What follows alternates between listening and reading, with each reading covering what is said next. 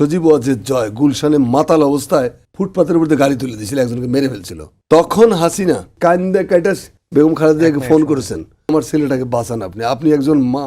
তখন সদ্য ক্ষমতায় এসেছে বিএনপির নেতৃত্বাধীন সরকার। প্রথমবারের মতো প্রধানমন্ত্রী হয়েছেন খালেদা জিয়া। এর মধ্যে একদিন মাতাল অবস্থায় গুলশানের ফুটপাতে গাড়ি উঠিয়ে এক পথচারীকে হত্যা করেন শেখ হাসিনার ছেলে সজীব ওয়াজেদ জয়। শেখ হাসিনা তখন বিরোধী দলীয় নেত্রী। এ ঘটনায় জয়কে গ্রেফতার করে পুলিশ।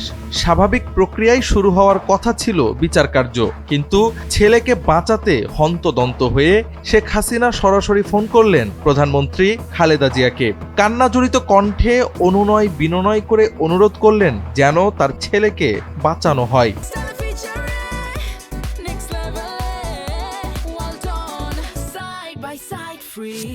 শেখ হাসিনা বলেছিলেন, আপনিও তো একজন মা, আমার ছেলেটাকে বাঁচান। আমি একজন মা হিসেবে আরেকজন মায়ের কাছে হাত দুটো পেতেছি।